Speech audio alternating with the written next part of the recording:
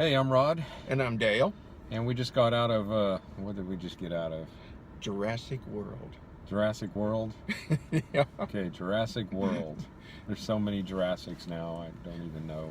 And it was. I had to stop and think about it myself. And I'll tell you what, now, I was thinking through the movie, about halfway through the movie, I'm thinking, this is a great movie. I love it. A lot of action. I think they outdid themselves. I mean, this was the third one in the series.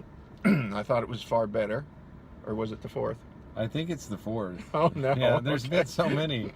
Go on. Yeah, but anyway, I tell you what, first half of the movie, I was impressed. I mean, it was good. And then about halfway through, it just got a little, I don't want to say cheesy, but it just turned. It turned. I mean, it was a sense that, it's a movie, you always expect some good luck to happen, but it just got to the point where it was like everything was happening just so perfect over and over and over. I mean, there must have been 6 sequences where, it's like, well, implausible, but, it could happen, and then it was just kept happening over and over and over.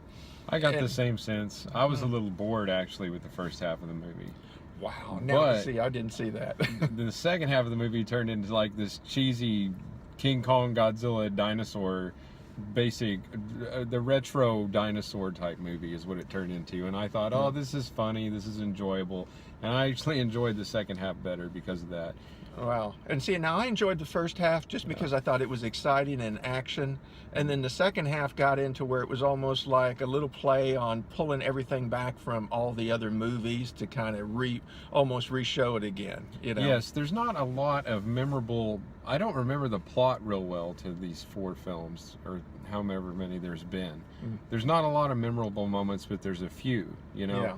Like in the first one, the memorable moment is the T-Rex chase. Yes. You remember that, right? Oh, yeah. The little glass of water was shaken, and then boys, the T-Rex chase. Yeah. I think the second one was when the T-Rex came to the city. You remember that? Yeah, And that was true. a definite King Kong Godzilla, oh, there's a loose monster in the city type thing. And we saw that again in the second half of this one, and I liked that. And then also, in the one before this, though, what was the big memorable moment? The part, they were at the island. Oh, the yeah, time. where the big water guy. The water creature was pretty much the big moment in that one. Yeah, I like that. I want to complain right now that I didn't see enough of the water creature in this one. That's all I'm going to say about that. But man, I could watch a whole movie just about that thing. Well, in fact, at the beginning of the movie, if they sort of just followed off on that, the Yes. water dinosaur, we really should figure out what that thing's called. But because he is the biggest, baddest, and then he's out of the gate almost immediately. We've got to watch another movie here in a few weeks called The Meg to get our fix on water monster That's movies, true. I guess, because the Megalodon is the only thing that would compare to this thing.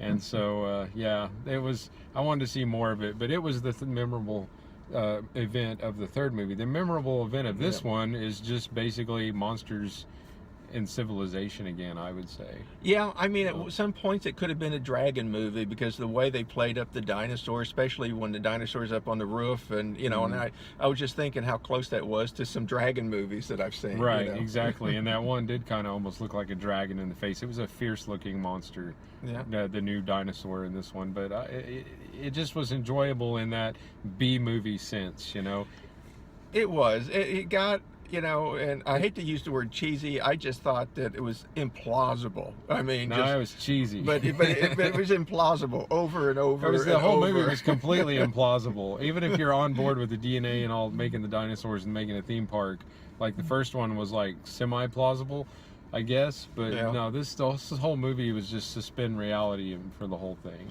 And and of course we're watching dinosaurs and we're wanting reality. I guess. So I just was kind of as far as the 4 movies goes, this is just kind of in the middle of them. I wasn't blown away by this movie, but I wasn't put off by it either. Yeah, and I have to say the first half I was impressed. The second half I was, going, oh, where'd they go with this? You Well, know? I liked where they went with it, and I like Blue. He's like the next Avenger. I love that dinosaur. And that's true. He is great. And talk about sequels. They left this one open. Oh, yeah, they'll always leave these open. Oh, I know, but this one seemed a little bit more unraveled than most movies at the end. It's very unraveled. Yes. And so talk about the sequels that could come along just with this alone. I mean, they set it up for, to me, 6 different sequels. It just, so, but all in all, very good movie. I thought, I liked the first half better than the second half, but still a good watch. It was a good summer blockbuster. Don't miss it.